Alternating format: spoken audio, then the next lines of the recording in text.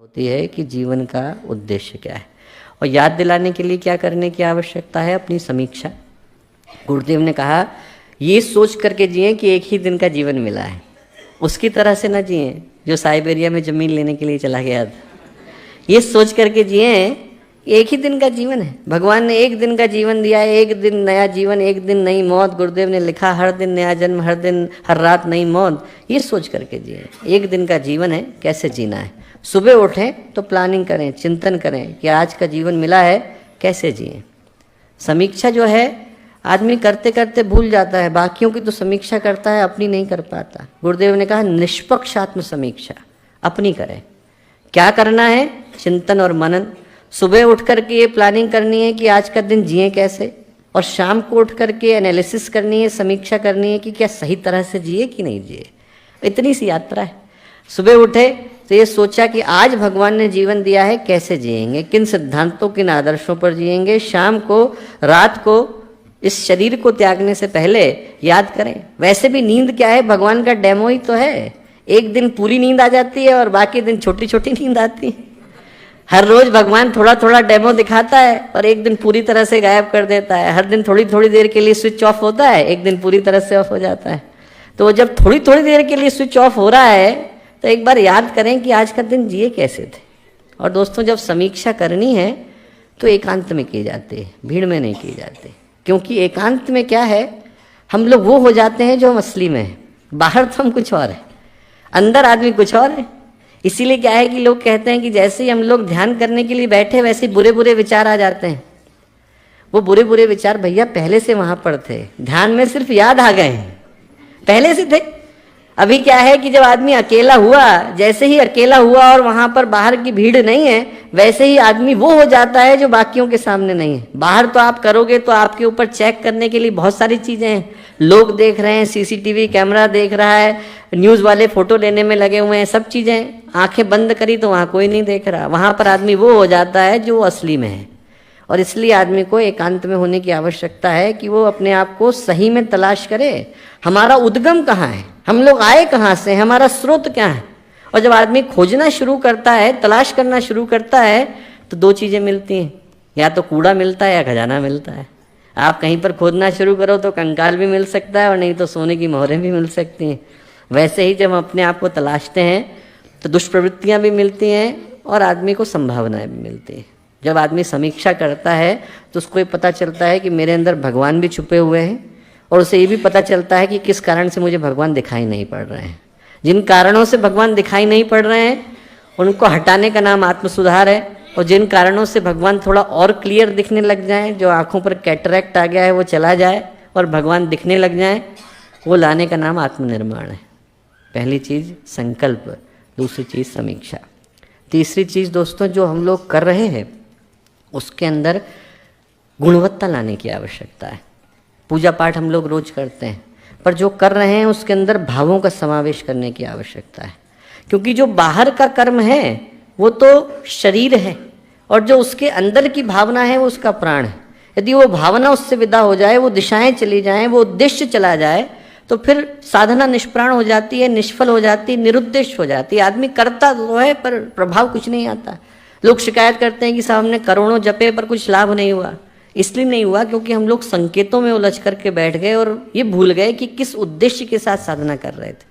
जैसे रेलवे का गार्ड झंडी दिखाता है तो गाड़ी चलती है, लाल दिखाएगा तो रुक जाएगी, हरी दिखाएगा तो चल देगी।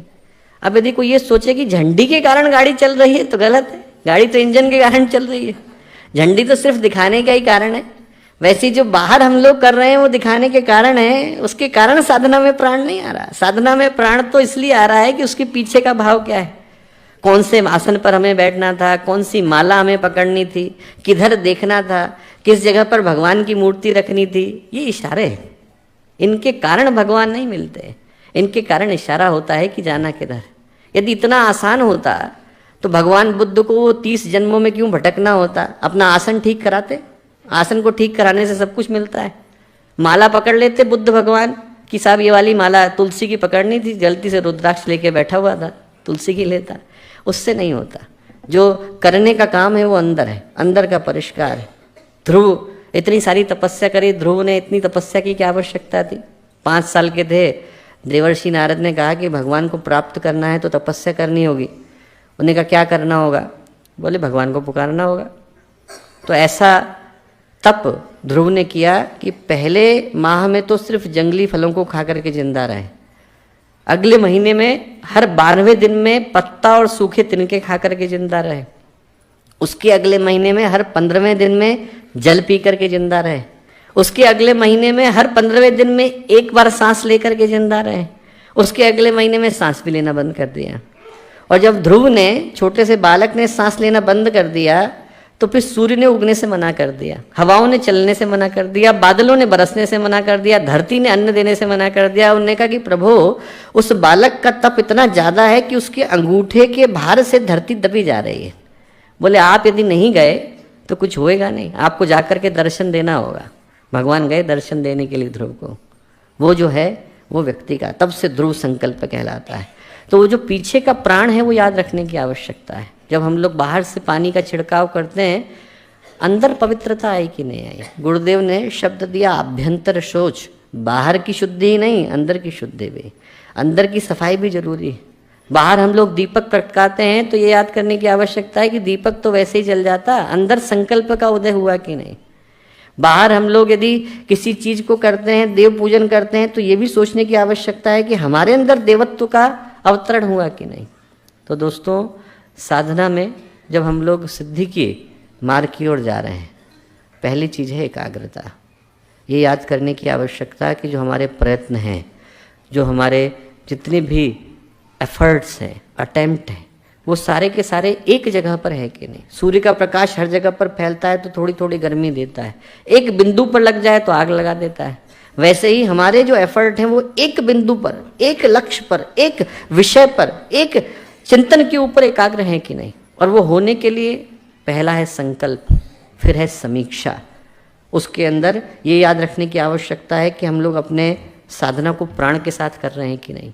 और जो अंतिम चीज़ की आवश्यकता है दोस्तों, वो है समर्पण।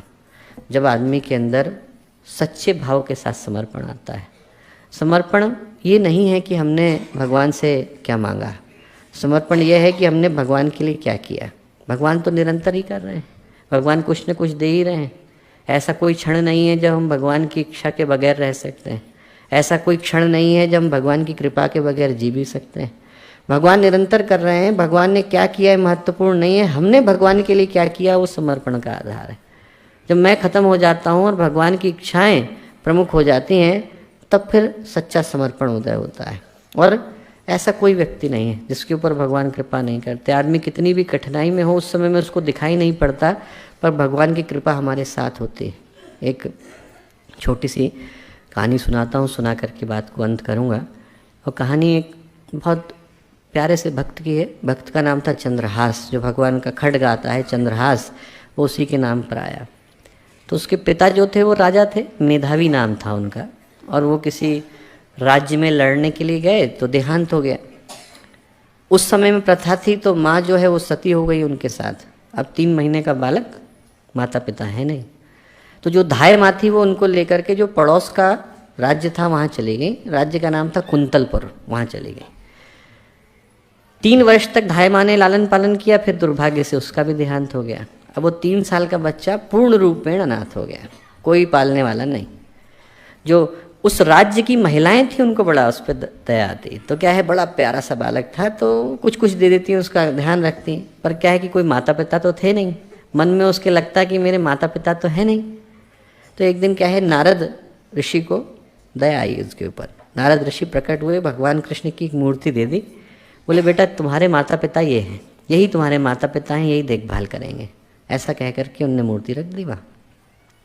अब चंद्रहास के मन में गहरा बैठ गया कि यही मेरे माता पिता हैं, इन्हीं का मुझे ध्यान रखना है। पूरा समर्पण मन में भाव आ गया, यही ये जो मूर्ति सामने बैठी है मेरे माता पिता, यही ध्यान रख रहे हैं, कुछ भी हो जाएगा तो ये ध्यान रखेंगे। ऐसा उसके मन में गहरा विश्वास। 6-7 साल का था वो, भीख मांग मांग करके गुजारा करता था। भीख मांग करके गुजारा कर रहा था, राज्य के महामंत्री के घर के सामने पहुंचा। और राज्य के जो महामंत्री थे उनका नाम था भ्रष्ट बुद्धि। जैसा नाम वैसा काम, बुद्धि भी भ्रष्ट, काम भी भ्रष्ट। तो क्या है, सारे काम उल्टे सीधे करते थे। और उनके जो है 2 पुत्र थे, एक का नाम था मदन, एक का नाम अमल, और पुत्री का नाम था विषया। तो क्या है कि वो महामंत्री जो थे वो बड़ा कुटिल स्वभाव था। उनने इसको देखा, बच्चे को झड़क दिया। वहाँ से एक ऋषि गुजर रहे थे। ऋषि ने कहा, अरे उसको प्रणाम कर, कल को इस राज्य का राजा बनने वाला है। महामंत्री को बड़ा गुस्सा आया। महामंत्री को लगा है भिखारी जो है इस देश का राजा बन जाएगा। उन्होंने तुरंत हत्यारे को बुलाया और हत्यारे से कहा कि आप इसको ले जाए, इस बच्चे को, और जंगल में ले जा करके मार दें। अब हत्यारे ने 6 साल के बच्चे को उठा लिया, उठा करके जंगल ले गया, पर उसको लगा मैं कितना भी बुरा हूँ, इतना बुरा नहीं हूँ कि मैं 6 साल के बच्चे को मारूँ। तो उसने क्या है, उसने सोचा कि महामंत्री तो मुझे छोड़ेगा नहीं, कुछ तो करना पड़ेगा। तो उसने ध्यान से देखा, उसने देखा कि चंद्रहास की 6 उंगलियां हैं पैर में, एक काट दी। उसने कहा प्रमाण के रूप में ले जाता हूँ। ले गया। अब बच्चा जो है उसके पैर से खून निकल रहा है, जंगल में पड़ा हुआ है, भगवान को याद कर रहा है। इतनी देर में दूसरे राज्य के राजा वहाँ से गुजरे जंगल से। भगवान देखिए कैसे मदद पहुँचाते हैं। तो भगवान ने दूसरे राज्य के राजा को भेजा, वो पहुँचे। अब ये चंद्रहास जो है रो रहा था वहाँ, तो उनको लगा कि 6 साल का बच्चा यहाँ कैसे आ गया। उन्होंने उसको पकड़ा और उससे कहा कि बेटा तेरे माता पिता कहाँ हैं। तो बोला कि मम माता पिता कृष्ण तेना हम परिपालिता, मेरे माता पिता भगवान कृष्ण हैं, उन्हीं ने मुझको पाला है। और राजा की आंख से आंसू आ गए। राजा ने कहा इतना छोटा सा बच्चा इतनी प्यारी बात कह रहा है। उन्होंने गोद में उठाया, बोले कि चल मैं तेरा माता पिता हूँ। लेके चले गए, पालना शुरू कर दिया। और वो लड़का जो है वैसे भी राजा की संतान था, गुण उसमें वैसे ही थे, राजकुमार बनने लग गया, योग्यताएं आने लग गई, प्रतिभा आने लग गई, सब करने लग गया। एक दिन वो जो भ्रष्ट बुद्धि महामंत्री था वो इनके राज्य में पहुंचा। इनके राज्य में पहुंचा तो उसने कहानी सुनी कि ऐसा ऐसे राजा को एक लड़का मिला था जंगल में और ऐसा ऐसे घटना घटी थी। और उसको लगा कि अरे ये तो वही लड़का है। और उसके मन में फिर से कि इसको बदला लूँ, इसको मारूं। तो उसने सोचा कि यार मरवाऊं कैसे, अब तो ये राजकुमार बन गया है। तो उसने जाकर के उससे विनती करी। विनती ये करी, उसने कहा कि प्रभु मेरे तबीयत खराब है और मुझे अपने परिवार को एक संदेश जरूरी भिजवाना है। बोले आप किसी से भिजवा दीजिए। तो राजकुमार तो सहृदय था चंद्रहास, बोला कि अरे और किसी को क्या भेजना, मैं ही ले जाता हूँ। उन्होंने कहा ठीक है। तो उन्होंने चिट्ठी लिखी और चिट्ठी में लिखा अपने पुत्र के नाम, स्वस्ति पुत्र मदन देखत यह पाती। पुत्र मदन जैसे ही ये चिट्ठी मिले विष दे देना जिससे शीतल हो मेरी छाती। इसको विष दे देना जिससे मेरे मन में ठंडक पहुँचे। चिट्ठी को बंद किया, मोहर लगाई, भेज दिया। अब वो बालक जो है चंद्रहास कुमार बन गया था, वो राज्य में पहुंचा। पहुंचने के बाद पेड़ के नीचे बैठ के विश्राम करने लगा, राजभवन के बाहर विश्राम करने लगा। अब वो जो महामंत्री था, महामंत्री की जो पुत्री थी विषया, वो वहाँ से जा रही थी। उसने देखा कि अरे मेरे पिताजी की चिट्ठी लिख करके कौन आ रहा है, मुहर लगी हुई थी। उसने चिट्ठी देखी, चुपके से खोल ली। उसने कहा देखूं इसमें क्या लिखा है, इतना अच्छा लड़का भेजा है। देखा उसमें लिखा था विष दे देना जिससे शीतल हो मेरी छाती। तो विषया ने सोचा कि पिताजी ये नहीं लिखेंगे, वो ये लिखना चाह रहे होंगे विषया दे देना, पुत्री का विवाह कर देना। उसने विष के आगे यहाँ लिख दिया विषया दे देना जिससे शीतल हो मेरी छाती। अब वो लेकर के वहाँ पहुँचा और भाई ने कहा अरे वाह, पिताजी ने तो समस्या ही हल कर दी, इतना बढ़िया राजकुमार भेजा है हमारी बहन के लिए। तुरंत शादी कर दी। अब महामंत्री आराम से 7-10 दिन के बाद आया। वो सोचा कि अब तक तो काम हो गया होगा। आया तो देखा कहानी उल्टी, वो तो राजा बन गया है, वो तो एकदम पुत्री के साथ विवाह हो गया। अब जो बुद्धि भ्रष्ट हो तो आदमी अंत समय तक नहीं मानता।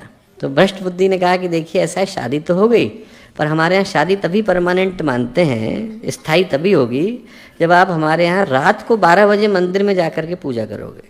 ठीक। अपने एक सैनिक को खड़ा कर दिया कि रात के 12 बजे जो आया उसकी गर्दन काट देना।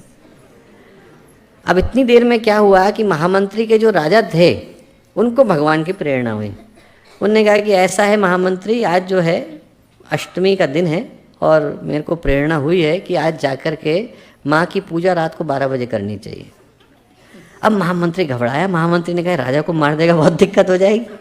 वो पहले भाग करके गया। उसने कहा कि मैं पहले जाकर के हत्यारे को बोल देता हूँ कि मारना नहीं है। भागा गया तो हत्यारे को तो पता नहीं अंधेरे में कि कौन आ रहा है। हत्यारे ने उसी को मार दिया। हत्यारे उसको मार दिया।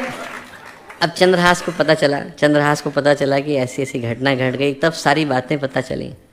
चंद्रहास ने कहा कि भाई भक्त का काम हत्या करना नहीं, भक्त का काम तो परमात्मा के ध्यान करना है। तो उन्हें भगवान श्री कृष्ण का ध्यान करा और भगवान श्री कृष्ण ने कहा कि प्रभु इनको आप जिंदा कर दीजिए और बुद्धि भी ठीक कर दीजिए। तो क्या हुआ कि भ्रष्ट बुद्धि को पुनर्जीवन मिला और बुद्धि भी नहीं मिली। वो समर्पण है। जब आदमी के मन में समर्पण होता है कि हर पथ पर भगवान खड़े हैं, कोई हमारा बुरा करे उसका भी हम भलाई करें, कोई हमारे लिए कष्ट लाए उसके लिए भी हमारे मन से प्रार्थना ही निकले, तो सच्चा समर्पण आता है। दोस्तों, साधना से सिद्धि का पहला सूत्र बाहर नहीं जाना, भीतर जाना है। हमारी प्रयोगशाला यहीं है, हमारा कार्य यहीं है। हमें जो करना है वो अपने अंदर करना है, बाहर हम चाहे कुछ करें न करें, पर हमारे को अपने मन में गहरे उतरना है। दूसरा, साधना का उद्देश्य चमत्कार नहीं है, साधना का उद्देश्य संग्राम है। और जिनके साथ लड़ना है वो भी बाहर नहीं है, वो हमारे ही कर्म है। उन्हीं के साथ हमें दो दो हाथ करने हैं। उन कर्मों को हम शुद्ध करते हैं, अपने चित्त को पवित्र करते हैं, अपने अंतःकरण को प्रकाशित करते हैं, तो सिद्धियां खुद ब खुद इंसान के पास आती हैं। बाहर जाने की आवश्यकता नहीं, सिद्धियां खुद ब खुद आती हैं।